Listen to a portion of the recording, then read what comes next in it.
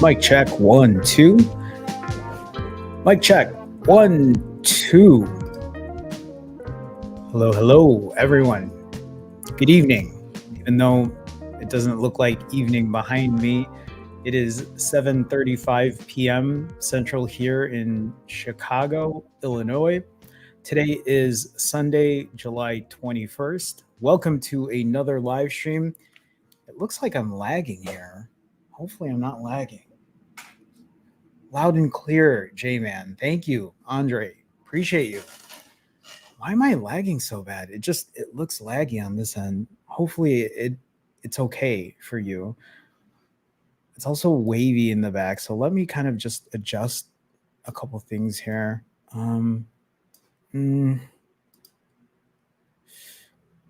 Maybe we can rock with that for now. It's wavy. Okay, let's just stick with this for now.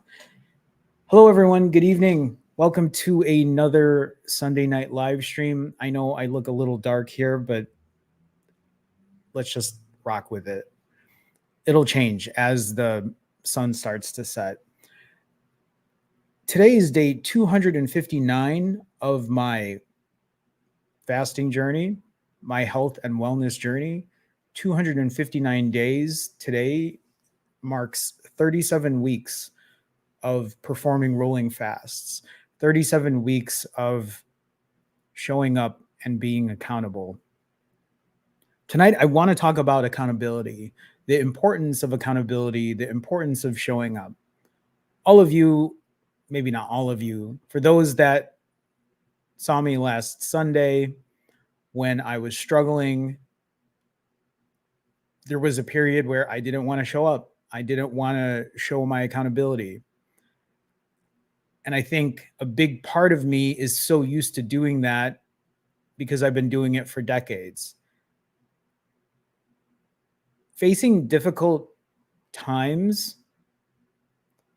for me especially, my easy answer is to ignore, run away, hide, and comfort with food to forget about it. And I'm telling you right now that that type of behavior, losing that accountability, that has been my demise. I think over the last 9+ months of what I'm doing, I'm starting to realize that being accountable in that way, not running away, I do think that's a huge part of my success, if not probably the biggest part of my success in what I'm doing. But I want to get through that in a little bit. I want to take a second and I want to talk to all of you about where you would be if you had started with me 259 days ago, 37 weeks ago. Think about where you'd be if you were on a journey for that long and you showed up and you stayed accountable and you practiced imperfect consistency. 37 weeks could have been 37 pounds down by now, losing 1 pound a week. It might not seem like a lot to some. There are other people who are probably just trying to get that much weight off. Either way, it's progress. 2 pounds a week, we're talking close to 80 pounds, right? Think about where you'd be if you had just put the consistency down, if you had just kept showing up, if you had kept being accountable for your actions in what you're doing. If you didn't wait till Monday, it's Sunday right now. It's probably Monday for other people in other parts of the world or whenever you watch this. But ask yourself, earlier this weekend, did you tell yourself, you know what? I'm just going to start on Monday because I don't want to deal with my health this weekend. Because essentially that's what it sounds like to me. When you're putting things off for Monday, to me, it sounds like maybe you don't want to take care of your health at the moment for whatever reason. Maybe you just want to forget about whatever's stressing you out for whatever reason, instead of showing up, instead of being accountable.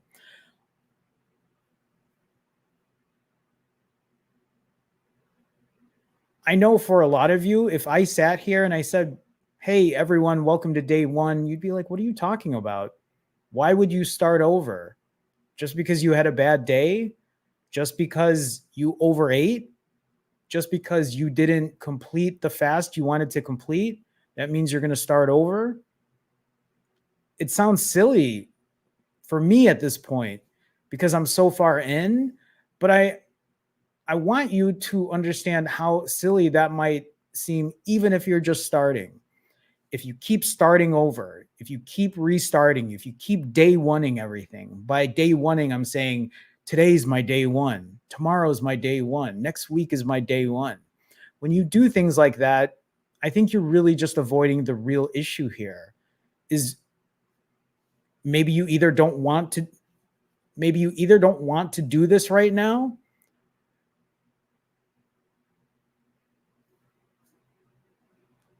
Maybe you can't accept imperfect consistency. There are a lot of factors, but I'm going to tell you right now, there's no reason to start over. There's no reason to wait till Monday. There's no reason to day one everything. Your life is now. Your health is now. That's where the priority should be. There are probably some of you that think, well, my priority right now is making sure that I'm working so I can pay the bills and take care of my family. Sure, I get that. That should totally be a priority. But if you don't have your health, when health comes to eventually take that away from you, then what?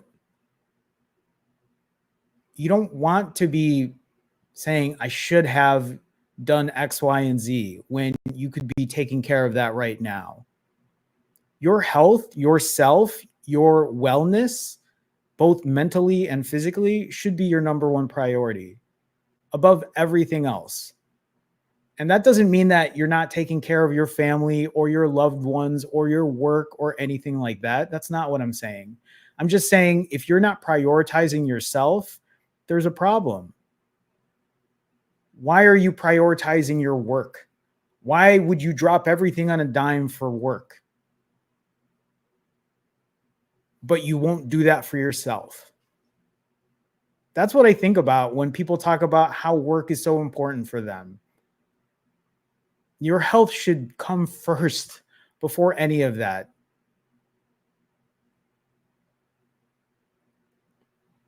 "37 weeks of me doing what I've been doing, I think the bigger thing for me going this long, being 259 days in, 9+ months in, is that I'm actually starting to practice this imperfect consistency and be okay with it and not beat myself up about it. For me, I think that's more important than doing a 21-day fast. Doing these grand things because you know what? You're going to get there no matter what. Whatever you do, you're eventually going to get there. I don't know if you're racing for something in particular. I get it. We all want to lose the weight as quickly as possible. I mean, that's the reason I did it. But if you keep starting over, if you keep thinking that you're going to find the perfect rhythm to this, you and I both know that that's not going to last. Something is going to slip you up. You're eventually going to stumble, and that's okay because you have to learn to be okay with that. You have to learn to accept that imperfection, to practice that imperfect consistency. Jacob Matthew with a $5 Canadian super chat. Jacob Matthew, thank you so much for the donation. Thank you for the support. You're doing a great job in motivating all of us. Keep up the good work. Thank you, Jacob. I appreciate that. That's my hope for all of you, is that I can be motivating, but also be truthful and honest about what's happening and maybe how a lot of you are thinking. Today, I'm going to be really big on accountability. Today, I want to talk about that's what we're doing right now. People here in the chat, people talking about their progress, that's accountability. Do you remember when I first started doing these live streams for people who have watched me years ago? This was an accountability check-in. I think I called it fasting roll call back in the day. And this is where I was hoping people would share where they're at, what their progress is, if they're going through any ups and downs, and sharing it, because maybe that accountability can be beneficial to you. Maybe it feels like, hey, I'm not just doing it by myself anymore. I'm here telling the internet, the world on the internet, what I'm doing and where I'm at, and if I'm struggling, because maybe that's helpful. Maybe it's cathartic. Maybe you're in a place where no one else can understand what that's like when you tell them you're fasting, and having people tell you, what? That's crazy. Because that's what people have told me in the past. So use this place, use this space to be accountable if that's helpful for you. It's the reason I do it. It's the reason that I share all of my stats and do all these things, because I need all of you to hold me accountable. That's why I post videos every couple days, lately almost every day at this point.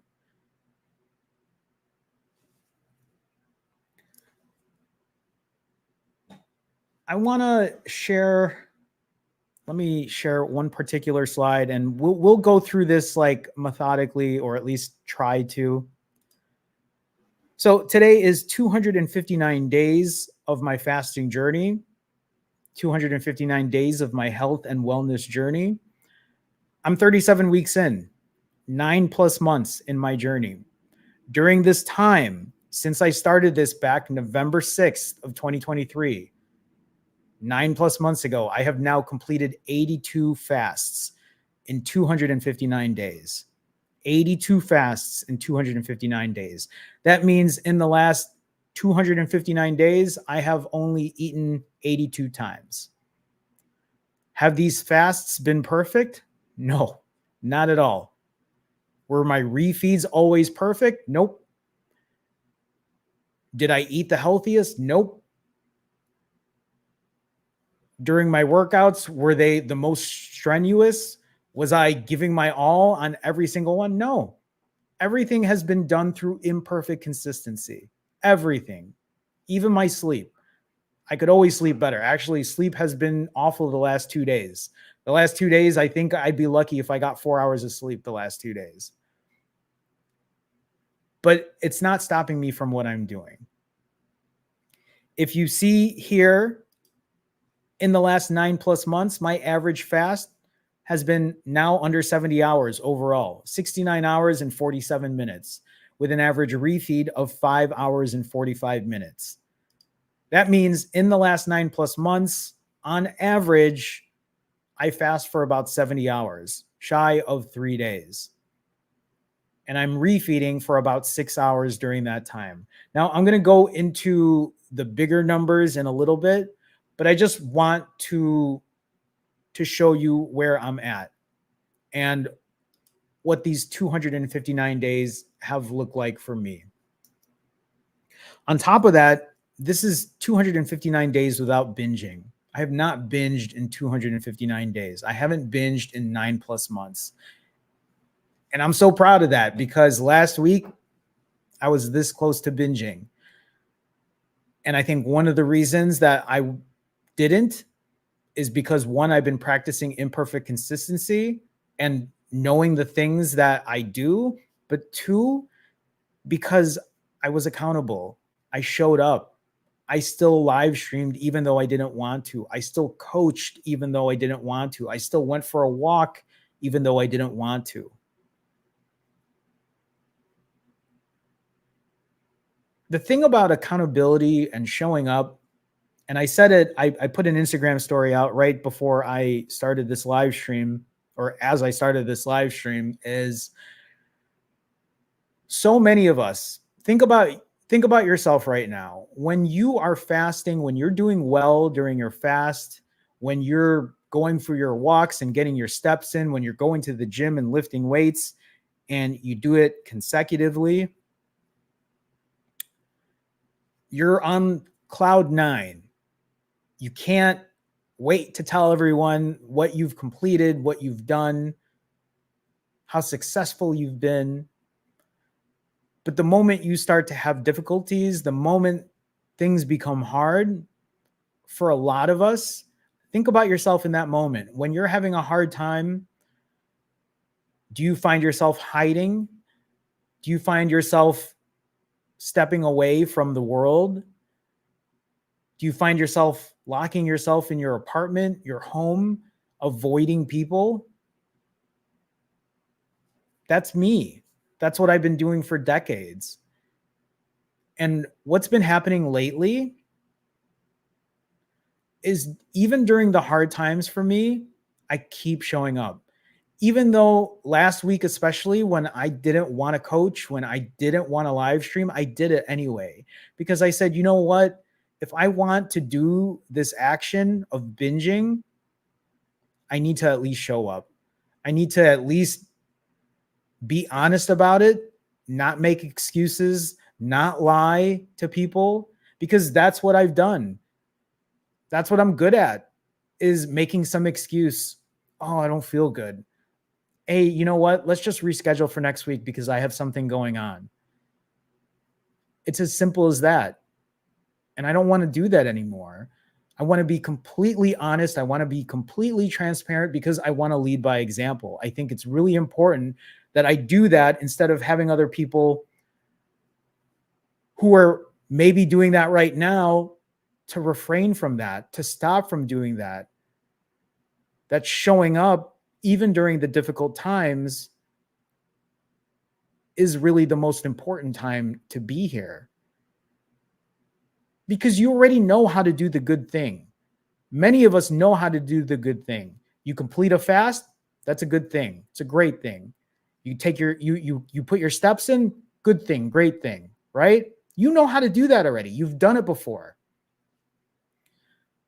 But you also know the other side, when you don't do any of it at all, when you throw things away. So you know how to do the really good thing and you know how to do the really bad thing, but do you know how to do the thing in the middle? Do you know what to do when you don't fast for as long as you should? Do you know what to do when you refeed longer than you thought you were going to? Do you know what to do when you overeat? Do you know what to do when you don't exercise? When you're having a bad day, when you emotionally eat? Do you know what to do then? Do you know how to accept that imperfection and keep moving? Or do you throw away the day and say, you know what, I'm just going to start tomorrow. I'm going to start Monday. I'm going to start blah, blah, blah, blah, blah.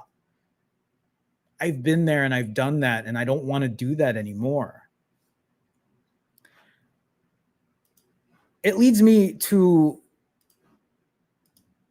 show you this again. So when I talk about how I've completed 82 fasts, I've been averaging 69 hours. When I've been refeeding on average for a little less than 6 hours, I want to talk about yesterday. Yesterday, my last fast was 60 hours and 42 minutes. That wasn't the 65-hour fast I was planning to do. That was about 4 hours shy. Does that mean I throw away the day yesterday? Does that mean I say, I'm just going to start over? Welcome to day one, everyone. No. If you look at the refeed here. Yesterday's refeed was super, super long, 14 hours and 18 minutes. Look at my average refeed, 2 lines above that, 5 hours and 45 minutes. That is nowhere close to my average. But yesterday's refeed was an entire day. I wasn't at home most of the day. I was out and about. I was eating random food, chips and fast food and everything you could think of. It was a full day of eating and a much longer day of eating. Was it a binge? No, thankfully not. But it was a very full and good day of eating.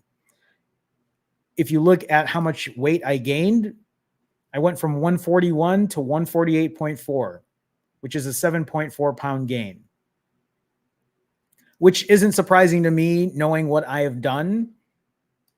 But here's the thing. All of these things that have happened, I didn't fast for as long as I thought I was going to.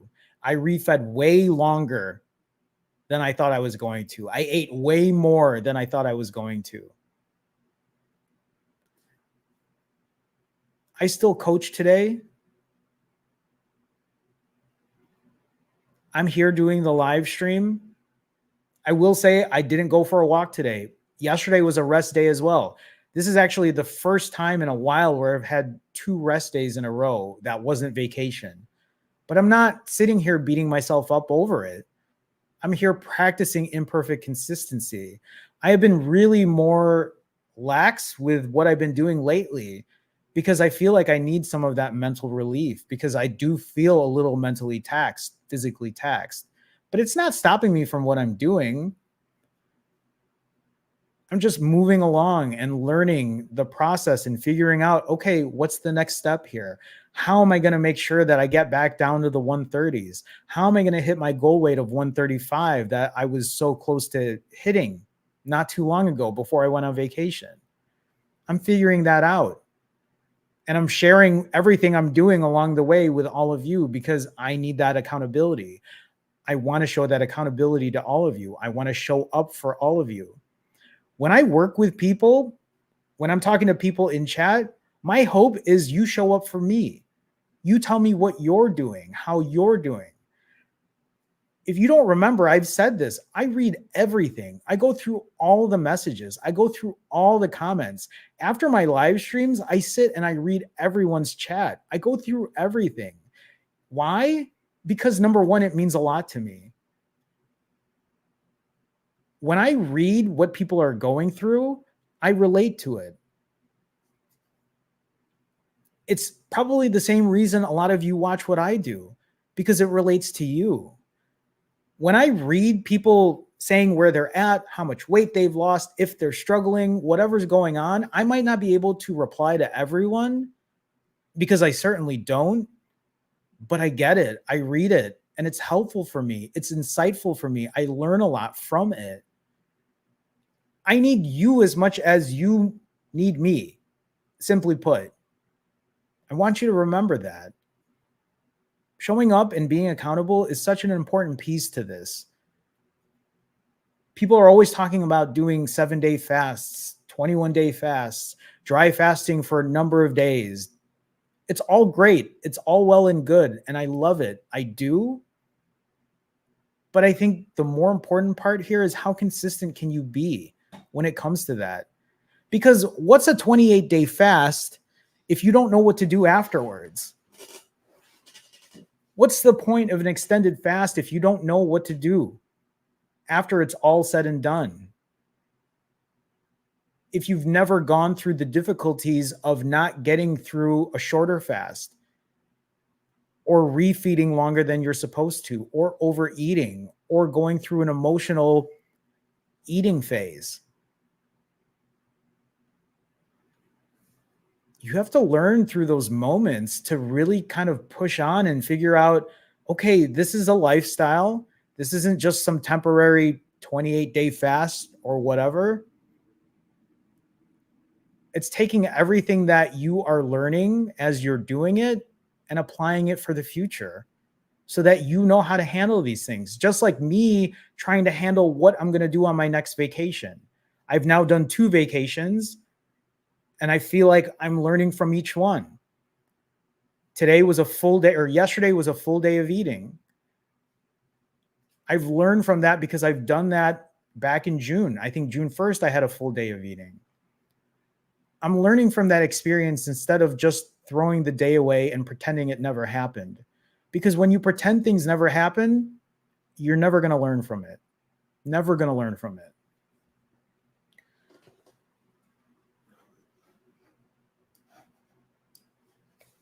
For those who are new to my channel, who might just be watching this for the first time, if you don't know already, I do go by Finally Fasting. My name is Jerome. I have been overweight, obese, morbidly obese my entire life, even as a child. I've been that way forever. Losing weight has been a struggle for me forever. For me, I wasn't a skinny kid growing up.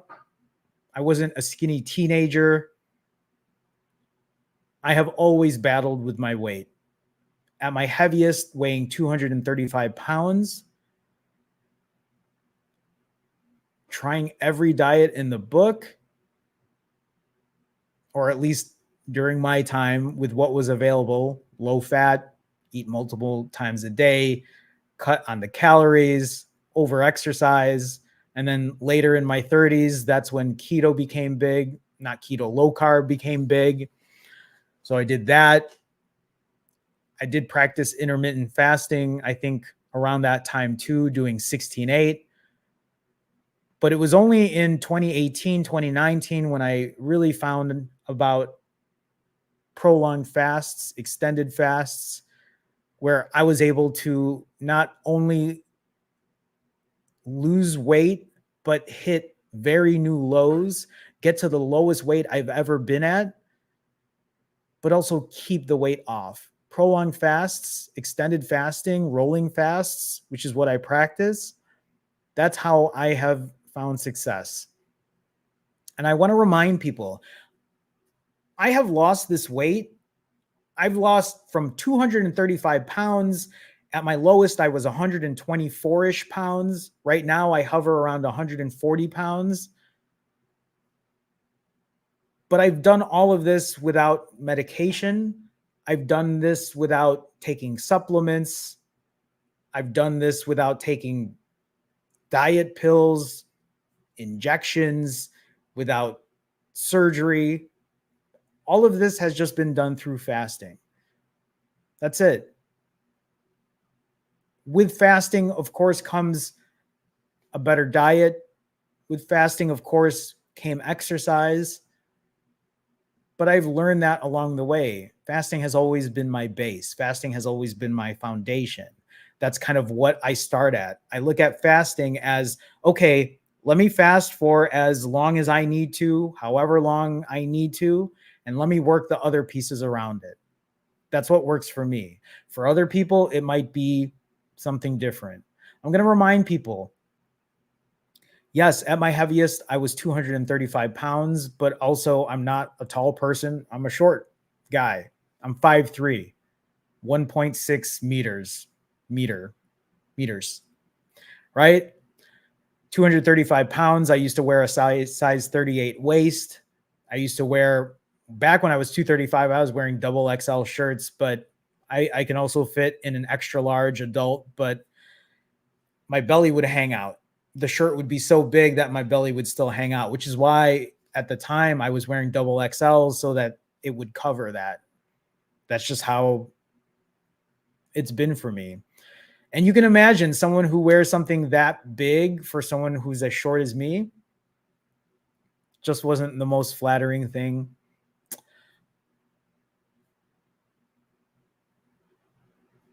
And here I am right now talking to you wearing a size extra large youth, wearing boys' large shorts, all through fasting. I don't, like I said, I don't take supplements. I don't take vitamins. I just have my refeeds. But my refeeds are big, right? I eat 6,000-ish calories every refeed. I eat a lot. But I'm not taking anything extra. I don't take electrolytes when I fast. I don't count how much water I drink. I keep things simple. And I'm not saying that you shouldn't take electrolytes. I'm not saying you shouldn't count how much water you're drinking. I'm just saying I found something that works for me and I found success through that. Everyone's journey is going to be different. I'm going to say that again. Everyone's journey is going to be different. My journey is my journey. Your journey is yours. You shouldn't be imitating my 90-hour fasts. You shouldn't be imitating my 6,000 calorie refeeds. I'm not saying you can't do a 90-hour fast. I'm just saying you have to do what works for you.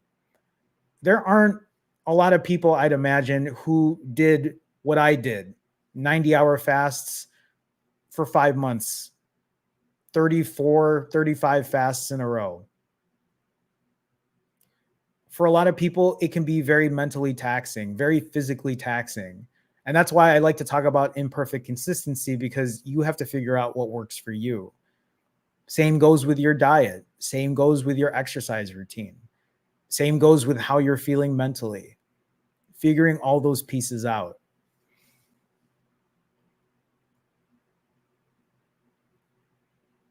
And yeah, I exercise, right?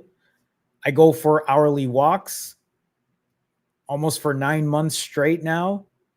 Of course, I have days off here and there, but I've been doing it since day one. I keep getting questions about strength training and lifting. And yes, I've been lifting since day one. I've been going to the gym and lifting weights. No, I haven't been lifting heavy when I started. Now I do. I lift a lot heavier because my fasts aren't as long as they used to be. I get a lot of calories in, and that's when I take advantage of going to the gym and lifting weights. It's what's worked for me, and it's what's continuing to work for me. I don't really have any notions of changing that in the future, because I keep getting results.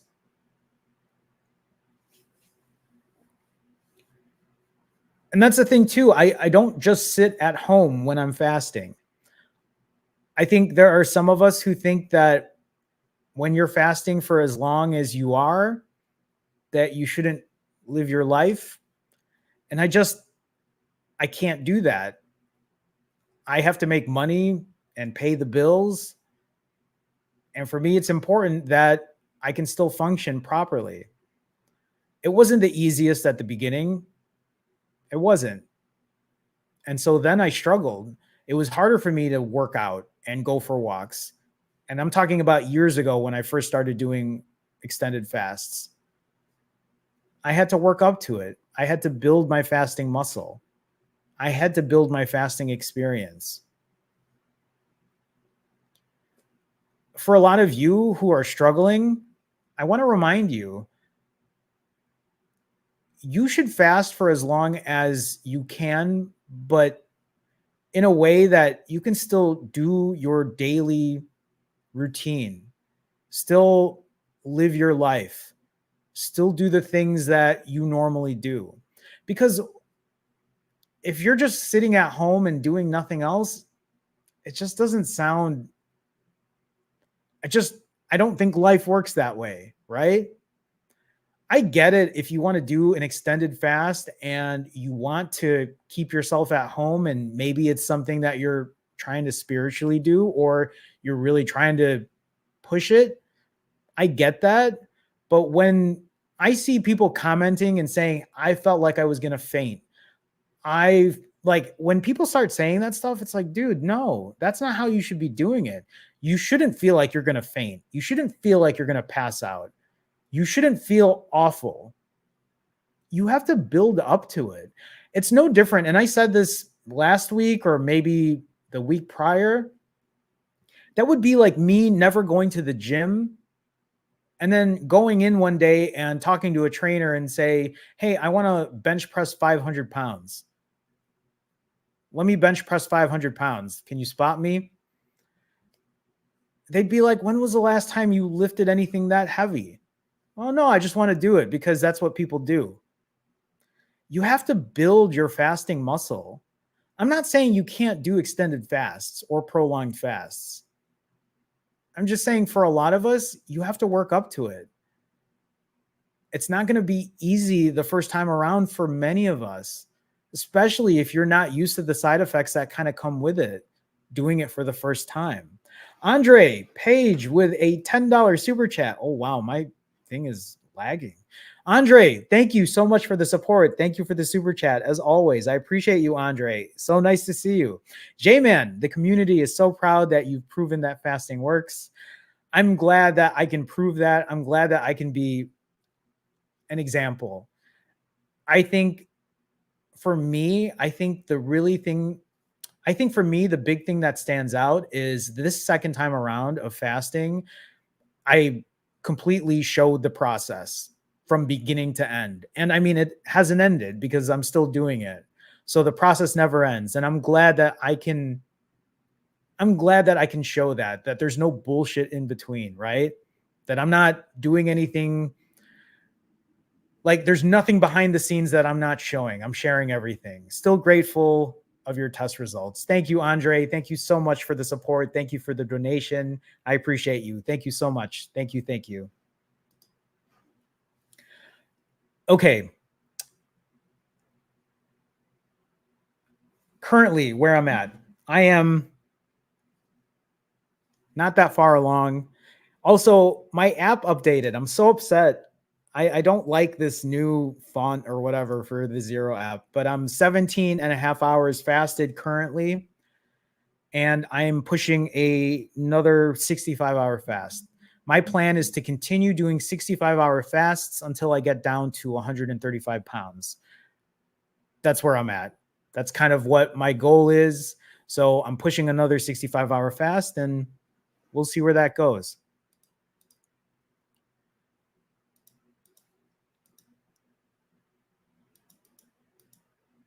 Okay, I want to share these slides here right now. I showed this last time, and I'm showing this again because I want people to understand the differences between what I did during my weight loss phase and where I'm at currently on my maintenance phase. When I started my journey, I like to call it phase one, my weight loss phase. I completed 34 fasts in 138 days. It's highlighted there in blue. My average fast at that time was 93 hours. 93 hours is 3 hours shy of 4 days. That is what I did for 5 months straight. A 93-hour fast on average, 34 times in a row in 138 days, less than 5 months. That is how I lost nearly 80 pounds with a refeed of 4 hours and 23 minutes. So to repeat that, I did 34 fasts within a 5-month time frame, doing nearly a 4-day fast, eating for about 4.5 hours, and then performing another 4-day fast. 4.5 hour eating window, 4-day fast. 4.5 hour eating window, 4-day fast. I keep getting questions of what are you doing? How much time have you had in between fasts and eating? And that's exactly it. 4-day fast, 4.5 hour eating window. 4-day fast, 4.5 hour refeed. 4-day fast, 4.5 hour refeed. 4-day fast, 4.5 hour refeed. 34 times in a row until I lost 80 pounds. 5 months, less than 5 months. If you look at where I'm at now during my maintenance phase, I've completed 49 fasts in 122 days. So where I'm at right now, I have done more fasts in less days. Basically, what this means is the reason I've done more fasts is because I've been fasting for less in less amount of days. If you look at my average fast in maintenance, I've been averaging only 54 hours. Yes, I say only 54, but if you compare it to where I was at before at 93 hours, that's a 40-hour difference. That's what? Less than 2 days or so. That's a huge difference of what I'm doing now versus what I was doing before. When I was in my weight loss phase, I was pushing really hard. If you look at my refeed on my maintenance phase, 6 hours and 42 minutes. I eat on average 2 hours longer than what I was doing before on my weight loss phase. My weight loss phase meant I was doing long fasts, short refeeds, repeating the process 5 months straight, versus what I'm doing now, shorter fast, longer refeed, also eating back-to-back days, also having vacation where I have eaten 6 days in a row, where I have eaten 10 days in a row. All of those numbers are wrapped up in here. All of those numbers are wrapped up in this average of what I'm doing. Okay. Fit check. I want to do a fit check, and then I want to talk about accountability one more time. But fit check, for those that don't know, is where I show you where I'm at physically. Yes, I ate yesterday for 14 plus hours, so I feel very bloated this evening. I'm up 7.5 pounds, so whatever. But remember, I'm still wearing a youth extra large. Even after my bloat day, I can still fit into my youth extra large shirt, my large boys shorts. So again, remember, I am bloated though. Just FYI.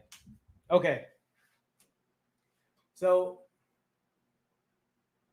yeah, this is where I'm at, right? I also have, yellow socks today. These are banana socks. Okay. Again, youth extra large. This is youth extra large versus what I was wearing before, which was adult extra large. These pants or these shorts are boys large shorts. Yes, I do wear a compressed shirt underneath. You can see I'm pretty bloated. Usually after a 65-hour fast, this bloat will go away, but I feel pretty bloated for now. So that's fit check. That's fit check. I want to talk to all of you about accountability one more time. I want to talk to the people who actually are part of my autophagy group. If you're new or you're not aware, Wednesday evenings, I do another live stream. And this Wednesday, for anyone who's watching who's part of the accountability group or the autophagy group, this Wednesday, I really want to push this accountability piece. Usually, my Wednesday live streams is a place where I don't talk about myself. I want to make sure that the people who are in there get their voice heard. What I want to do this following Wednesday for anybody who's in the autophagy group and for anyone who might be interested, if you are having a hard time on your fasting journey, on your weight loss journey, this Wednesday, I want to do something where other people have come on camera or they have joined my live stream. I want to push that opportunity for anybody who's in there. I want you to be able to, if you need that accountability, if you think it'll be helpful for you to publicly say, hey, this is where I'm at, this is what I'm doing. If you find that that accountability is an additional bonus, please jump on with me. That way you can come back next Wednesday and share your progress with people. If that's helpful for you, please consider it this coming Wednesday. Let me know and I will get you on so that we can do this as a real accountability group. That's kind of what I want for the following Wednesday live streams. People who are on there can still join and they can just talk and chat if that's what they want. But if you're looking for additional accountability, I want to provide that for anyone who is interested, especially if you think that will help progress you on your journey. Again, for me, accountability is such an important piece. The reason I'm so open and honest and transparent is because it helps me stay accountable. It helps me find the progress I need. I think I just saw a question really quick here. Actually, here it is. For Dausa, I believe we've talked, haven't we? I think so. The name's familiar. What makes you keep going? And that's exactly it. Accountability. Accountability keeps me going. The reason that I keep doing what I'm doing is because I don't run away from things. I do not hide. I keep saying, hey, here's what I did this week. Hey, it wasn't the best week. Hey, I didn't hit the number of hours I was supposed to fast for. Hey, I feel like binging, but you know what? I show up. I'm going to say this again. I'm going to say why I think accountability is so important. When we do well, if you complete your fasts for the week, it's great. I love it for you. You're through the roof about it. You want to share it with everyone. I get it. You've done great things and you should be proud of that. And I'm proud of you for that. On the other hand, when you're not doing what you're supposed to be doing, when you find yourself slipping, when you find yourself not showing up, it's so easy to hide.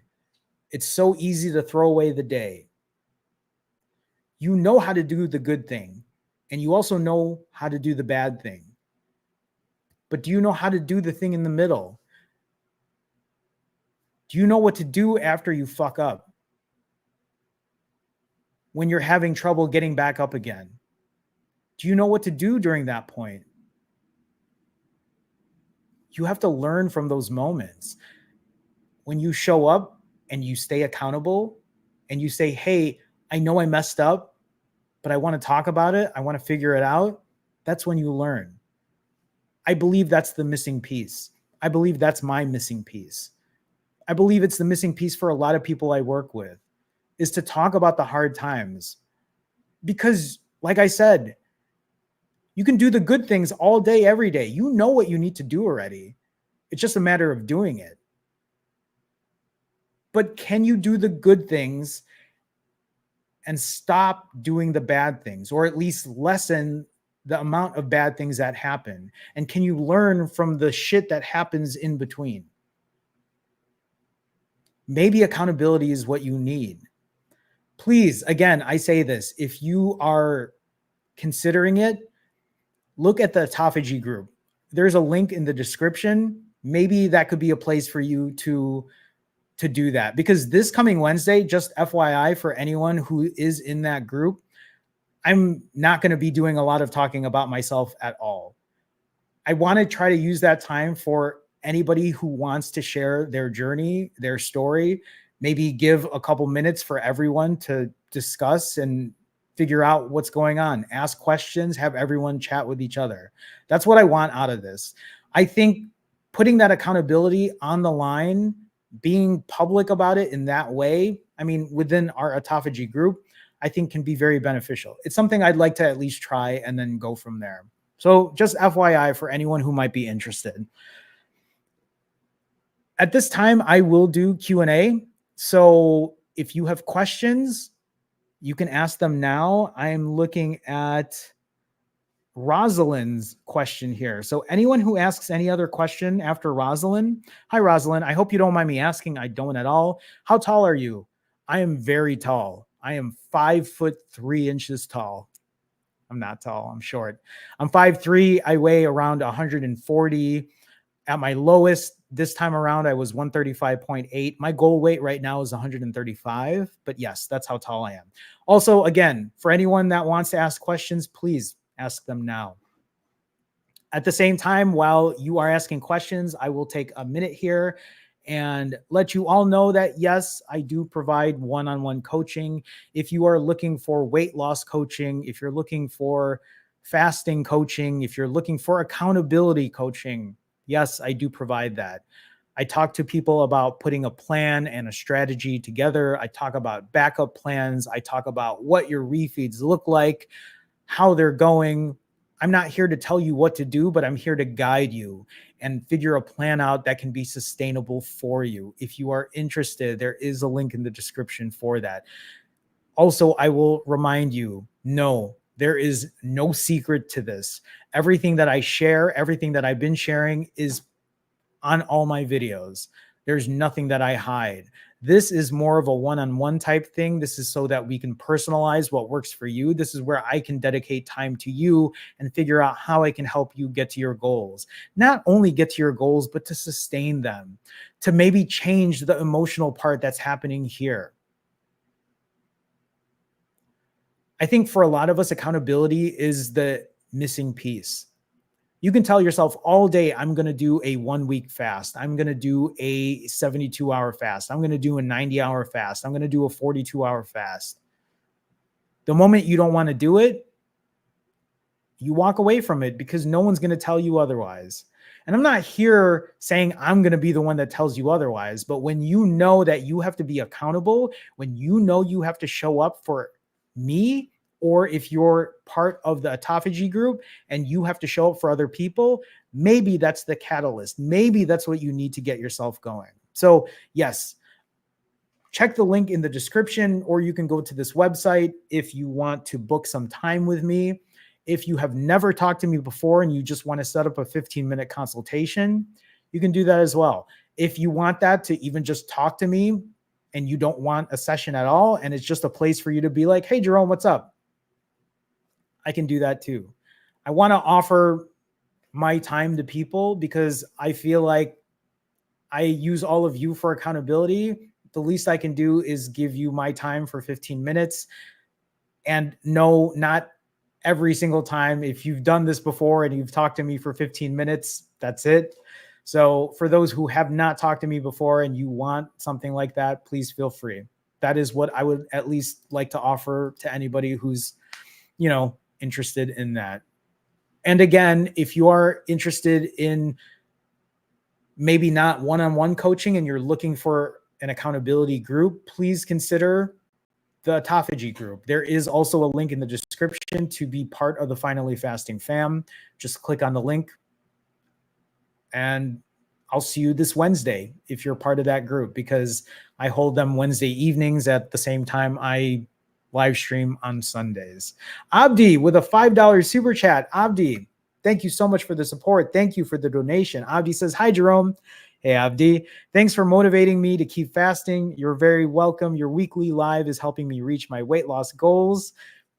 I love that for you, Abdi. I know you and I talked not too long ago, and I know that you've had such great progress in what you're doing. And I'm proud of you. Keep doing it. Keep doing your thing. I hope that every video I put out, every live stream I have is a way for you to stay motivated, stay inspired. That is really the hope. That's my goal for people that watches me, that comes in here. My goal for any of you that are here right now is for you to hit your weight loss goals, but not only your weight loss goals. My hope for anyone that's in here is that I can help you find success in what you're doing, that you can find consistency, that maybe if you're going through mental struggles, if you're an emotional eater like me, maybe I can help you get out of that. But I appreciate the support, Abdi. Thank you. Loving the banana socks, by the way. Thanks so much, Abdi. I appreciate you. I love them too. I do. Vijan, oh man, I'm sorry if I butchered that. I think I said it right though, right? Vijan Woodley with a $5 super chat. Vijan, thank you so much. How do you deal with insomnia during fasting? So I'm going to leave this question to other people in the chat. For other people in here, if you have dealt with insomnia during fasting, can you please help Vijan out and maybe share some tips? Vijan, for me, I don't have insomnia. I have not had that issue. Yes, there are times when I sleep awful, but that's my own fault because I bring the phone to bed with me. I stay up late because I just don't want to sleep. That's my own fault. Usually I sleep anywhere between 6 and 7 hours, which I think still could be better, but that's my issue. I've said this before. The only things that I can recommend that I have done that's been helpful is I keep my place cold. I keep a fan going for white noise. I keep all the lights off and I don't bring my phone with me so I don't have any distractions. I plan for 36 hours, and during the nighttime at 24 hours, I can't sleep and end up breaking fast. Yeah, Vijan, I hopefully there are other people here that can kind of help. So please, if anyone is in here that has any advice, please be able to help. But Vijan, that's kind of the only things that I have done that's helped me. So you'll have to let me know if you're able to maybe figure that part out. I mean, the only other part of that is, like you said, maybe it's just a matter of breaking that fast and just building that fasting muscle where you find something that is suitable for you fasting wise that can still help you sleep. And if you know that you're doing a shorter fast, then that might mean that you just have to be more mindful about what you're eating or how many calories you're consuming. I know that's probably not what you want to hear, but if it's affecting your sleep that much, something has to give somewhere, right? I know people have talked about magnesium being very helpful when it comes to sleep. So maybe that's something that you add in there as well. Again, I'll leave it up to chat if there's something that they can share. So thank you, though. Thank you, Vijan, for the $5 super chat. I appreciate you. Thank you so much. Okay, let me scroll back up here. Let me see if there are any questions in particular.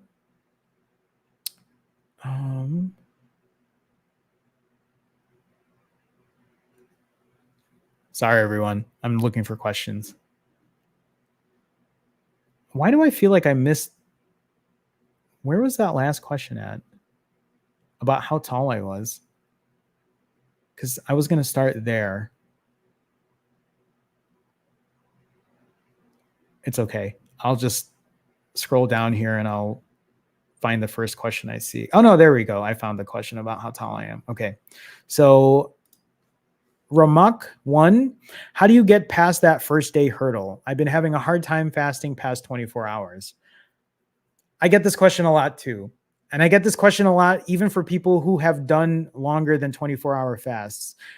I usually get either this question or this statement of, I've done it before, I can't do it again. I've done this before, but I can't do it. I don't know why I can't do it this time around.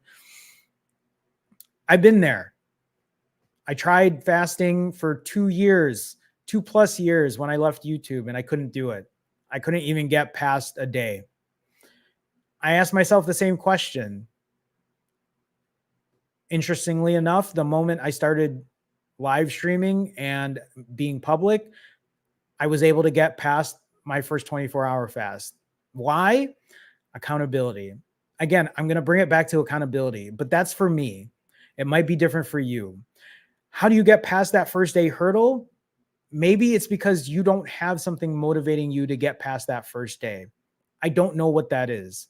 Maybe you need to be accountable to someone. Maybe something has to light a fire under you to get past that first day. Because to me, it sounds like if you can do 24 hours, you can probably get through a night, wake up the next day, and be 30 hours fasted or 32 hours or whatever it is. I have said this before, but maybe the question you ask yourself during that time before you decide to break is, hey, if I don't eat right now, am I going to die? More than likely, you're not going to die, right? I mean, if you know you were going to die because you're starving, I think you would know, right? You wouldn't be physically able to take care of what you need to take care of or get out of bed or what have you. So maybe if you ask yourself that, and the answer to that is no, I'm not going to die, then the question you ask yourself after that is, can I still function? Can I still do the things I need to do? Can I still live a normal life? If the answer to that is yes, then the next thing I'm going to tell you is probably not what you want to hear, but that's all you need to hear are those two things. You're not going to die. You're able to function fine. You can work, you can do chores, you can do whatever you need to do. There's nothing stopping you from fasting and getting through the night. That's really all there is to it, is just getting past it. Maybe what you need is accountability. Maybe you need to tell everyone, hey, tonight is going to be the day I'm doing a 24 plus hour fast. I don't know. Maybe you need coaching. Maybe you need me to be accountable. Maybe you need others here in chat to hold you accountable. Maybe you need to be like, hey, I'm going to do it tonight. I'll let you know. That part is the hard part, because I don't know what that answer is to you, because I don't know what your motivation is. I don't know what's inspiring you to get past that first day. Other people in chat might be able to help, but that's really all I have for you there, Ramak. Thank you for the question, though. I appreciate you. Mark, Malungai Mark with a $5 super chat. Mark, thank you so much for the donation. Thank you for the support as always. Mark says, hey, Coach Jerome. Hey, Mark, what's up? Made it late to the live stream. You're all good. Definitely an eventful week. Need to fill you in tomorrow. We'll discuss tomorrow, Mark. Hopefully you're doing well. Let's just say I need to get back on track. Imperfect consistency, right, Mark? We'll talk tomorrow. So thank you though for the donation. Thank you for the support. But you know what? Thank you for being accountable. Thank you for showing up. Thank you for sharing this. I know sharing something like this, being this honest with random people on here, is big. I do think that maybe that's what some of us need, is that different type of accountability. And hopefully, Mark, even saying something like this, maybe that's what helps light a fire under you to make sure that you're staying on track. So Mark, thank you again. Thank you again for the donation. Thank you for the support. Yes, we'll talk tomorrow. I know you and I have a session tomorrow, so we'll discuss. We'll talk. Speaking of Mark, here's the other Mark with a $10 donation. Mark, thank you so much for the support. Thank you for always showing up. Hey, Jerome. Hey, Mark. I like the bench press analogy. You're very welcome. Yeah, that's kind of how I've been seeing it lately, right? Is some people come in here saying, I'm going to do a 21-day fast or a 28-day fast or whatever it might be. And they might not even have any type of fasting experience under their belt. No different than trying to go to a gym and trying to bench press 500 pounds if maybe you've never bench pressed before. The more I fast, the less I think about food. My nerd stats, week 22, and here's Mark showing accountability, right? Being accountable. And this is what I'm hoping to do for Wednesday is show this type of accountability. I'm telling you right now, maybe this accountability for some of you is what you need. And here is Mark showing his. Mark is 22 weeks of doing this. Mark is showing you all right now his imperfect consistency. For week 22, Mark's fasting times 46 hours and 20 minutes, 69 hours and 20 minutes. Congrats on these long fasts. Minus 0.2 pounds, but Mark has now lost 59 pounds total, 264.2 pounds of his current weight. Mark, I love that for you. I also love the fact that you are practicing this imperfect consistency. 22 weeks is what, five and a half months in what you're doing. So not only is Mark losing this weight, but he's maintaining, right? He might be having ups and downs, but he knows that if he keeps doing this, he's going to get results. Mark, thank you for sharing all of this. Thank you for being vulnerable, just like the other Mark was, sharing his sharing his journey and where he's at. So again, Mark, thank you for the support. I appreciate you. Thank you so much. Official D Will with a $5 super chat. Official D Will, thank you for the support. Thank you for the super chat. Your videos help me in life. You're very welcome. It's always, it's amazing to hear that. It's amazing for me to hear that my videos, my content is helpful to you all. I want to make this clear that the reason I do this is because, like I said earlier, I want all of you to find success. I want you to find the success that I have found in what I'm doing. And it's not going to be exactly like I have done. My fasts aren't going to be the fast that you do. The way I eat isn't going to be the way that you eat. But my hope is that you take these teachings, you take this inspiration, you take the motivation, and you apply it to your everyday life. You practice imperfect consistency. You practice accountability. You practice showing up. I think those are the pieces that are missing for a lot of us. We do things all or nothing. We're doing things this super hard way, or we're not doing it at all. And I want all of us to find that middle ground and practice imperfect consistency. Thank you, Jerome. Thank you, Official D Will. Thank you for the support. Thank you for the $5 donation. I appreciate you. Thank you so much. Okay, let me scroll back up here. What am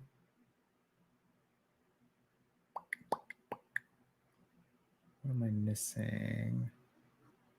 Rosalind says, so do you find yourself gaining because of muscle? That's the thing. Okay, I'm going to share this really quick. Not really quick. I can just share this. So I hit 140 pounds.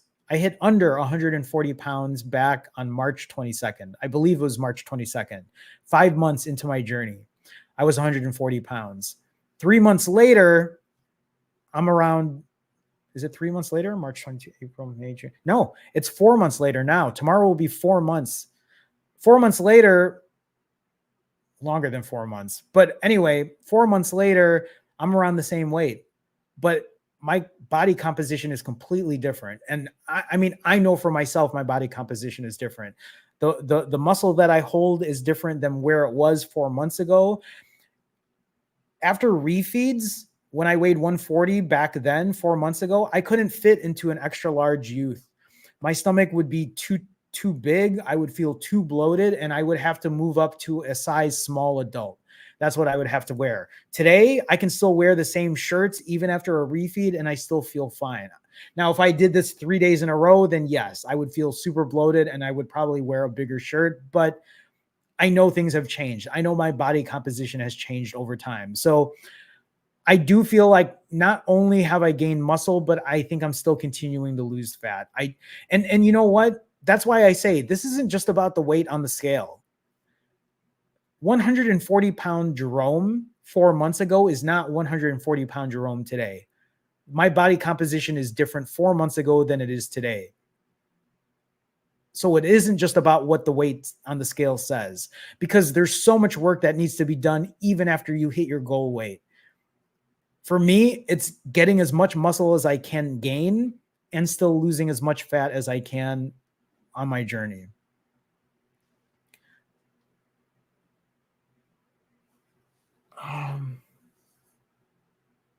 Oh, I see the extended question here. Do you find yourself gaining a bit because of muscle? I do. I believe some of it is that I fast, but I've also begun working out almost every day recently. I've gained a few pounds this week despite fasting and eating very healthy. And that's the thing, Rosalind. Don't stress too much about the scale. There's also the point of water retention. Same for me. When I eat, I gain 7 pounds. I gain 8 pounds. Last week I gained 9.4 pounds. So water retention can be a thing as well. I wouldn't worry so much about the scale. Take a look at your clothes. Are your clothes fitting better? If you measure like your inches, are you losing inches in the places you want them to lose, right? So just kind of keep those things in mind as you're doing what you need to do. Um Ramak asks, does your brain get tingly? No, I don't. No, that's not a thing for me. Maybe for other people, but maybe other people can kind of answer to that, but I don't have that issue. Ferdowsa asks, what about loose skin? Yes, I have loose skin. I've talked about this many times.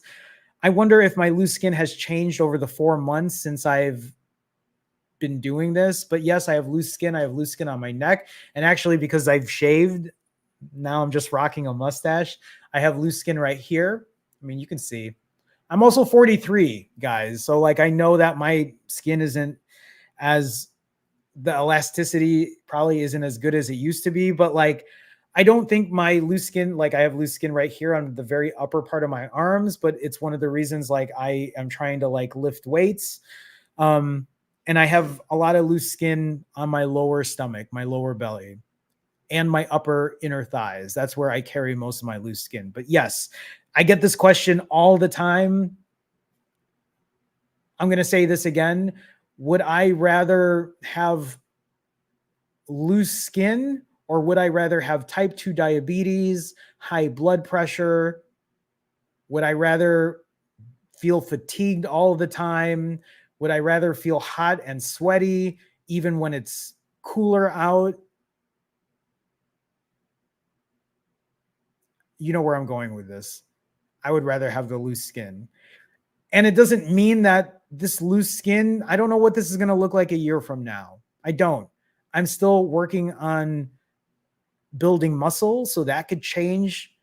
Maybe it already has changed over the last 4 months. I mean, I haven't really like kept track of how much the loose skin looks versus what it was then versus now, but I don't worry about it. I don't worry about it. Like, it feels like I get these comments where it's like the number one thing to worry about. And it's like, dude, I keep saying, dude, wouldn't you rather lose the weight and be healthy than worry about excess skin? I feel like that's something that you want to take care of afterwards. I mean, I keep hearing or reading about ways that you can maybe help it along the way. And so if that's something you want to do through autophagy, if that's really what happens, then yeah, like do it that way. But for me, I don't think it's that bad. I feel like the way I did it, I'm very happy with where I'm at and what I've done, despite being 100 pounds heavier back in the day. Monroe asks, new here, where do I start? How do I start? So Monroe, I'm going to say this like I've told other people. Where do I start? You just fast. Hit the timer and start fasting. That's as simple as it gets. I know that probably isn't the answer you want to hear, but my advice to you is if a fast means you're fasting for 12 hours, then you fast for 12 hours. You break, you eat. After you're done eating, hit the timer and fast again. Why would you stop fasting, right? There are people who say, well, how long before I start my next fast? Just fast right after you're done eating. Why would you stop? Why would you stop? Why would you just continue eating? If you have weight to lose, if you have excess on you, hit the timer, fast for as long as you can, refeed, hit the timer again and start. Maybe you can go half an hour longer than you did last time. Maybe you can go an hour longer than you did last time. If you're really feeling it and you can go way longer, then do that. Break, refeed, hit the timer and fast again. That's as simple as it gets. That's as simple as it gets. You fast, you refeed, you fast again. Fast, refeed, fast. Fast, refeed, fast. Well, not fast, fast, but fast, refeed, fast, refeed, fast, refeed, fast, refeed. Got it, Monroe? Hopefully that's simple enough. I think the other things that come with it, what should I eat? Should I exercise? Those things will come in time. But my advice to you is fast for as long as you healthily can. Fast so that you can still normalize your life. I don't want people fasting where they feel like they're going to faint. I don't want people fasting where they feel like they just have to lay in bed all day. Fast until you comfortably can't, break, refeed, fast again. Thank you for the question, Monroe. Loretta Mansion asks, Jerome, what if someone works a night shift and she's fasting and when she comes back finds it difficult to sleep? What is your advice? So, Loretta, somebody just asked a question about sleep. You know what? Working a night shift is already very difficult because I think that throws you off your circadian rhythm, and I know that's really important. If there are other people that can lend advice, I mean, there have been people who have left advice here when it comes to sleep, but I think it's just finding what works. If you're fasting and you find it difficult to sleep, maybe it's about cutting back on that fast until you are able to find an hour that works for you, and then maybe start lengthening. Why am I saying this word wrong? Lengthen.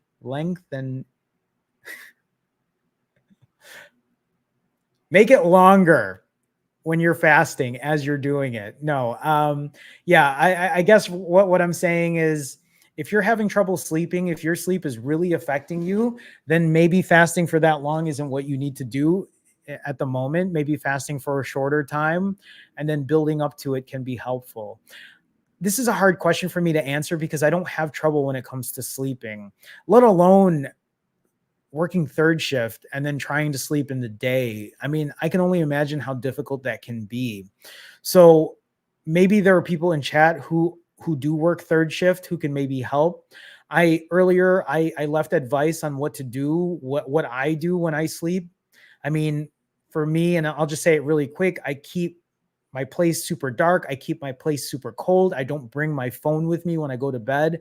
I have a routine. I try to sleep at the same time every day, and I wake up usually at the same time every day. That's what helps me building that routine. So, Loretta, you'll have to keep me posted on what you're able to do and if you find some success doing that. But thank you for the question, Loretta. Tesmo with 100 rupee. Is that right? I think that's a rupee.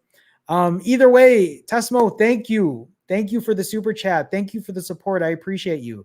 I really love how much disciplined you are with your fasts. Thank you. It's amazing. Mad respect.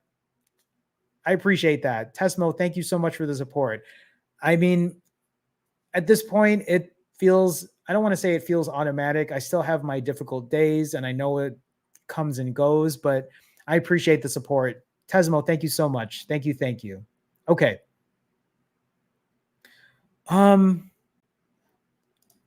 Gigi Gabrielle 21. So I just went over this, but you probably heard me if you got on here. Do you have a lot of loose skin? Like I said, I have loose skin on my neck here. If I, and I've said this before, but this is the one, the loose skin I have here and here. This is the one I'm most self-conscious about. But like at the same time, it is what it is, right? Like, and I showed this earlier, I have loose skin on my upper arms, like the very upper arms. Otherwise I don't really have loose skin anywhere else. It's here, I have it here, and then I have loose skin on my lower belly. I do have thumbnails. I think I posted recently of where I'm what I look like with my shirt off, so you can take a look for yourself. I also have loose skin on my upper inner thighs, but it isn't, to me, I don't think it's awful. Yes, I have loose skin, but also yes, I'm 43, and also yes, I used to be 100 pounds heavier. And you know, if I look at myself 100 pounds heavier versus now, my head is a lot smaller, my neck is a lot smaller, everything's a lot smaller. There's bound to be loose skin, at least for me. So, thank you for the question, though. I appreciate it. Okay, let's see. Rosalind's asking, what's your preferred fasting style? Water, low calorie, liquid. So I've gone through this. My fasting style though is water, but I also do drink black iced coffee. I drink unsweetened tea. I will drink the occasional Diet Coke, Diet Pepsi, Diet Dr. Pepper, not Diet Mountain Dew because that actually has calories in it. They actually put orange juice in it. I don't drink low calorie liquids. I don't do veggies or fruit, although I do work with people who do these things and they have found success doing it. Or does it depend for you on the circumstance and how you feel? So for me, it doesn't depend on the circumstance, because for me, if I have something that's low calorie, it's usually a trigger for me to eat. So that's the reason I do what I do. TGV, I don't know if this question was for me, but has anyone experienced heartburn while on an extended fast? I know there are people who do experience heartburn. There are people who I've worked with. There are people that I personally know that have experienced heartburn while fasting. I don't have advice when it comes to this. Interestingly enough, I used to have really bad heartburn before. I used to have really bad heartburn, acid reflux when I gained weight, especially on this last 2 years ago, 2+ years ago, when I gained all the weight back. The heartburn was so bad. I literally was eating Tums every, I don't know how often, a lot. And sure enough, the moment I started losing weight, the heartburn went away. But I know there are people who experience it, and maybe they can be helpful. Maybe they can give some advice. Okay. Lengthening. Thank you, Jacqueline. Maybe I needed to see it. I couldn't. Lengthening. Thank you, Jacqueline. Appreciate it. Appreciate it. Okay. See, I could say it. I just couldn't say it in the moment.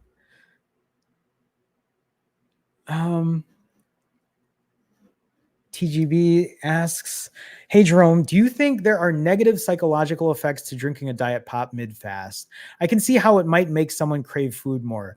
So TGB, my answer to this is it's going to depend. There are people I work with, there are people I coach who will drink a diet pop and they're fine, right? They're not having issues. There are other people I know that I've worked with where if they do drink it, it is a trigger. It's a trigger for them to binge. It's a trigger for them to eat. So this is going to depend on you. For me, the way I see it, especially when I did this at the beginning, is if you had the choice. Now, again, this is going to depend on if it's triggering for you, but let me say it like this. Let's say you're doing a 72-hour fast or a 90-hour fast. Let's say 53 hours into your fast, you feel like you're going to break. You have two options. Let me give you two options. One, you drink a Diet Pepsi and you see if drinking a Diet Pepsi will get you to stop feeling like you need to break. Or you break, you eat, and you break, and then you start again. Which one would you pick? Now, the reason I say this is I look at this drinking a diet pop first to see if that will help you. If not, if you drink it and you're like, I'm still hungry, well, then you were going to break anyway, right? So this is like a backup plan to the backup plan. You know what I mean? Does that make sense? You won't know if it works unless you try it. That's the way I see it. For those people that are like, oh, it has artificial this, that's not real fasting, that's fine. No one's telling you to drink it. I get it. I also don't want to keep drinking shit with artificial whatever in it. But you know what? It helps me get through a prolonged fast. I never tell people what they should eat or drink or how long to fast for or what they should do exercise wise. I help coach and guide and I can give suggestions, but that's pretty much it. So if that's something that you don't want to do, I get it. I totally get it. Also, it doesn't have to be a diet pop, right? TGB. It can be a LaCroix. It can be a carbonated seltzer. Although there are some people who say, no, don't do that. That's cheating. Okay, well, no one's telling you to drink it. Don't drink it if you don't want to drink it, right? Keep drinking your water and your electrolytes if that's what works for you, right? So you'll have to keep me posted, TGB, if that actually is helpful for you or what you find out when you do it. Vijan asks, hi, Jerome. How did your family and friends react to your weight loss and fasting lifestyle? My mom was very concerned the first time around. She was very, very concerned because just like most moms or most people who love you, they worry that you might be starving yourself or that can't be healthy. But when I was in the middle of, I think I had lost 55-ish pounds already and COVID hit and I had to move back from LA to Chicago. And at the time, I decided to live with my mom because I didn't know what the hell was happening. I wasn't going to get a new apartment after moving back from LA during COVID because I was like, I don't know what's happening here. So it was the first time I lived with my mom in like 30, how old was I then? 38. And I had moved out, I had been living on my own since 18. So for 20 years, I've been living on my own and I moved in with my mom. And so she saw it firsthand what I was doing. And she also living in a Filipino house where they cook Filipino food all day and eat all day. Cause it wasn't just my mom, my aunt and my uncle lived there. Another uncle of mine lived there. Anyway, so they all saw it. And at first they were very questionable about it. But as I continued to lose weight and then they saw me going for walks, they saw me lifting weights, they saw me just being a normal person living my life, they accepted it. They were fine with it. And even when I see my mom now or any of my family, the first question they ask me is, are you eating today? Because they always want me to eat. So that's kind of how they reacted to it. They're very proud of me.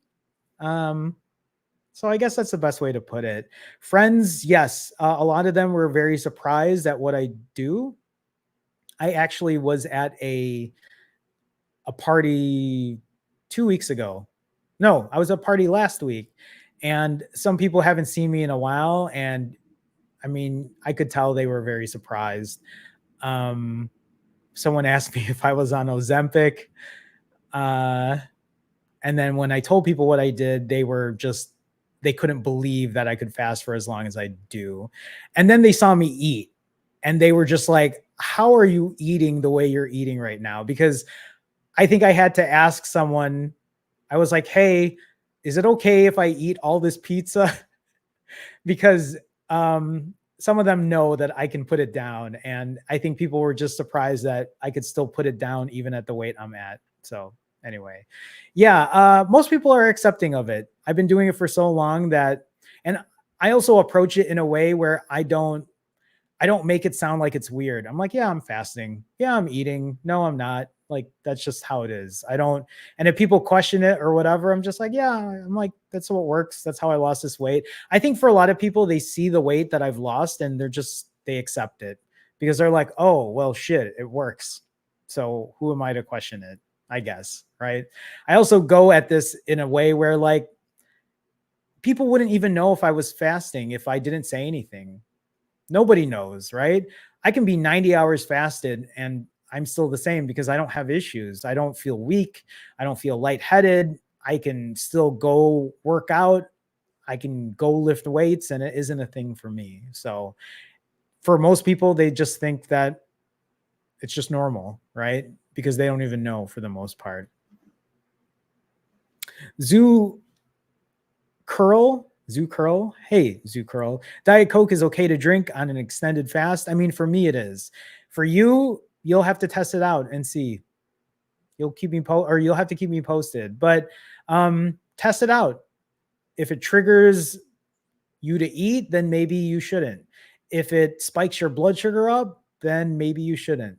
But you're going to have to test it out and see if it works for you. So let me know.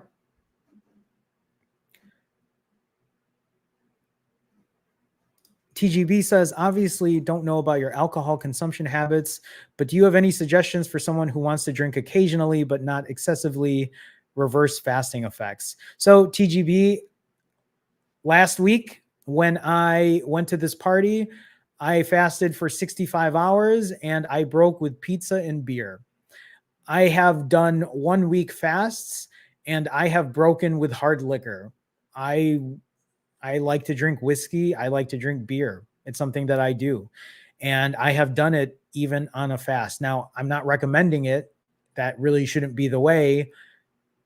You should probably break your fast in better ways, but I've done that before. And yes, I get pretty buzzed right away if I fasted and I drink. TGB, I think you can do it in moderation.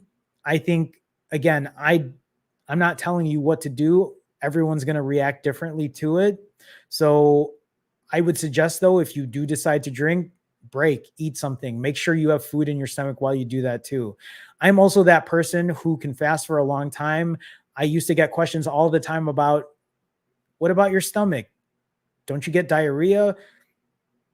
I would be in the bathroom all day if I ate the way you ate. I don't have issues when it comes to that. Even when I drink alcohol, I don't have issues.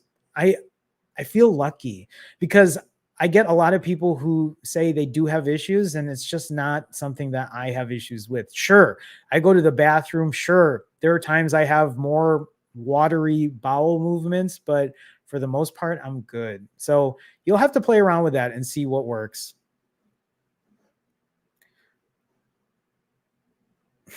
Vijan, I see your Ozempic comment. I'm glad that Vijan says here, Jerome, if I didn't find your channel, I probably would be considering Ozempic by now.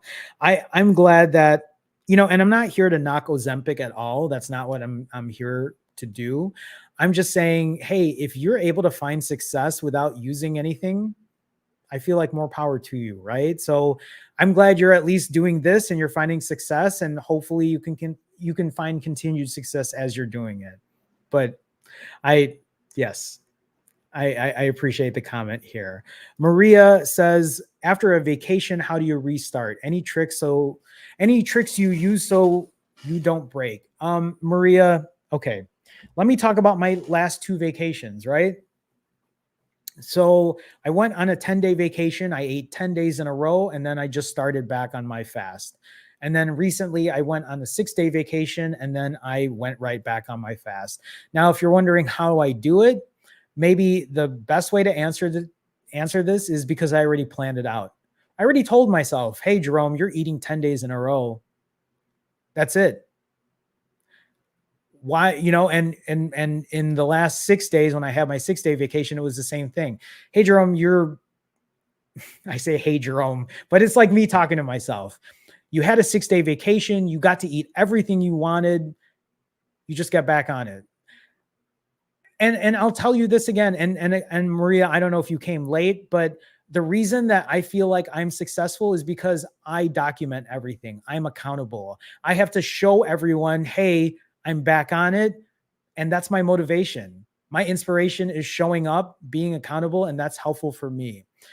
For you, tricks so that you don't break, maybe even if it means, if you were on vacation, maybe it means just getting a 16-hour fast out, getting an 18-hour fast, getting a 20-hour fast, refeeding, keeping your refeed super short and starting again, building that fasting muscle, getting back into the habit of doing it. Maybe that's what it's going to take. If you're telling yourself that you went on a week vacation and now you're going to fast for 7 days, maybe you're giving yourself too much of a high bar. And maybe what you need to do is ease back into it. Does that make sense? I'm not saying you can't do a long fast. I'm just saying give yourself some grace, maybe do something shorter, keep your refeed short. I'm going to say this again. There are so many of us who we might do a short fast and then we're disappointed we did a short fast and then we're like, fuck it, I'm just going to eat whatever. Remember, why can't you practice mindful eating? Why can't you practice lower calorie consumption, right? Because these are things you're going to have to practice anyway.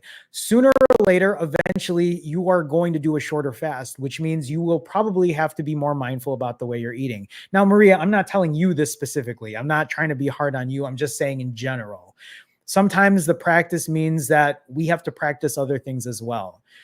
You want to be good at fasting after vacation. You want to be good at doing long fasts. But I think for all of us, we also want to be good at shorter fasts. We want to be good at exercise. We want to be good at our diet. So keep those things in mind as you are on your journey. Maybe there are other people here in chat that can provide that as well. But those are some of the things that I think are helpful for me. Marlana says, did you just pierce your ears? No, I've actually had these for, I don't know how long, maybe close to 20 years. They've been pierced for a long time. Looks good. Thank you. Yeah. I mean, go take a look at, when I look at my videos from 2020, they're the same earrings. Also, just here's a fact for people that might not know this. When I lose weight in my earlobes. If you look at my videos where I'm heavier, my earlobes are so much bigger. Actually, it sucks because they make my earrings tight and they sometimes start to get infected because my earlobes were just making my earrings so tight. Super uncomfortable. But yes, even my earlobes lost fat. Just FYI for anyone that might be interested.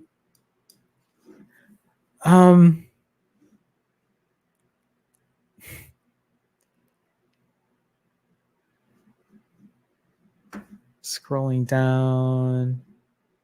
Okay. Yes, I have tattoos. Rosalind says, I know we're discussing fasting, but I'm curious to know, what is your favorite food? Well, Rosalind, I have videos on my channel that shows what I eat. And if you watch them, interestingly enough, you would think that my favorite foods are Brussels sprouts and Italian sausage. For some reason, that's what I've been breaking all my fasts with, and I keep eating it over and over and over. If you asked me this question before I started eating vegetables, FYI, for people who might not know this, vegetables and fruit, these are new foods to me. I have literally spent 4 decades eating nothing but junk food, processed food. I mean, I grew up as a kid eating Spam and rice and eggs and ketchup, or hot dogs and rice and eggs and ketchup, or longanisa, which is a Filipino sausage, and eggs and rice and ketchup. For lunch, it would be meat and rice and whatever. Dinner would be meat and rice and whatever. That's what I ate growing up as a kid. And if it wasn't those things, it would be fast food. I never liked eating vegetables. I hated eating vegetables. I didn't eat fruits because I ate processed sweets whenever I could. It's weird. Today, I love the fuck out of vegetables. I eat so many vegetables now. It's surprising. Fruits as well. I don't know if that's my favorite food though, if it's Brussels sprouts and Italian sausage, but I can't think of not breaking with it. Even on my vacation days, I still like to eat Brussels sprouts and Italian sausage. I guess that would be my favorite, but before that, I really like Filipino food. I really like eating rice and just whatever like Filipino food is around. But I also love thin crust pizza, which is a thing here in Chicago. I know people talk about deep dish, but for locals in Chicago, thin crust pizza is actually the way that we eat pizza here. I love that. Um, I love sushi. God, I can't. This question's too hard. I love eating everything, Rosalind. So anyway, okay. Um, I think that might be it for today. I feel like most people asked their questions and I had them answered. So hopefully you found that helpful. Before I go, I want to talk about two things. Number one, I want people to remember that on the scale, the weight on the scale that you step on doesn't define you. What do I mean by that? I mean that no matter what the scale says when you step on it, it shouldn't devalue your worth. I want people to remember this because this is something that I still have trouble accepting. When I weighed 235, 220, whatever, I felt like I was worthless. And I've come to realize that I still had worth even at that weight. I say this because I think it's really important on your journey that you're still the person that you are, no matter what weight the scale shows. As hard as that might be to accept, I really want people to remember that. I want people to accept themselves, respect themselves, and love themselves for who they are today, who they will be 6 months from now, who they were 6 years ago, right? Because you never know what's going to happen on your journey. But I think the one thing that you should know is that you still have worth no matter what the weight on the scale says. The last thing I want to remind everyone is that you're not alone when it comes to this. I'm currently 18 and a half hours fasted, and I'm doing another 65-hour fast. So for those that might think this is too hard, why do I have to do this? Why is it just me? It isn't. It's me too. It's other people in chat here, and they're all sharing their experiences and what they're up to and where they're at. They're being accountable. You're not alone on this journey. I will never be able to stop fasting. I will always be fasting in some type of capacity. Hopefully, I won't be doing 65-hour fasts forever. But if that's what happens, then that's what happens. And I'm okay with that because for me, it feels normal. Ideally, I would like to do 42-hour fasts and maybe throw a 65 every once in a while if I start finding myself gaining weight. But I don't know what that's going to look like. I just want you to remember that you're not alone on this. I'm not going anywhere. I need to be accountable. I need to show up. And this is my way of doing it. So you're never alone on this journey. I want you to remember that. Andre with another $10 super chat. Andre, thank you for the $10 super chat. I love this because Andre says, J-Man, it's Muggsy. Muggsy Bogues, 5'3". Yes. I looked up to Muggsy growing up. I looked up even though we were the same height. Muggsy, for those that don't know, Muggsy played for the Charlotte Hornets most of his life and or most of his career. He's still alive. I do believe for a while Muggsy was coaching in the WNBA. But yes, Muggsy Bogues was 5'3", and he is the shortest player in the NBA, and I don't think anyone at his height has been able to play since then. But Andre, thank you for the $10 super chat. I appreciate it. Thank you so much. All right, everyone, that is it for me. I want to thank everyone again for being here. I want to thank everyone for their support. Thank you so much for the super chats today. I do hope all of you find motivation and inspiration in what I do. I hope all of you show your accountability. I hope that's helpful. I hope you continue to find out what it is to continue on your journey, because I do think it's going to be different for everyone. I think this is the hardest part is we all know what we need to do. We all know that there's benefit in fasting. We all know that there's benefit in eating well and exercising. But I think the hard part here is how can we stay consistent? How can we deal with the ups and downs? And I do think accountability and imperfect consistency, I think those are the two missing pieces. But whatever it is, I want you to know that you are not alone, that we're here to share. At least I'm here to share on a consistent basis, right? What it's like for me. And I hope in the future or now, not only do you continue to find success, but that it sustains itself, right? That you're able to do this day in and day out. And I think showing up and being accountable, and I know I keep saying it over and over, but I'm really starting to figure out that, to me, I think that's the key to success here. Showing up, being accountable, not running away, not hiding, not keeping things a secret, not lying about it, not making excuses. I think that's the key to success here, is that accountability and showing up.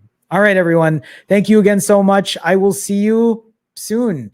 I'll keep making YouTube shorts or Instagram reels. And of course, I'll be updating you on my progress. I'm still going to do 65-hour fasts. I'm not going to be eating again until Tuesday. Today was a fasting day. So will tomorrow. And then I will be eating Tuesday night, pushing another 65 and doing that until I hit 135 pounds. So with that being said, that's it for me. I'll see you soon. Thank you so much. Bye, everyone. Take care.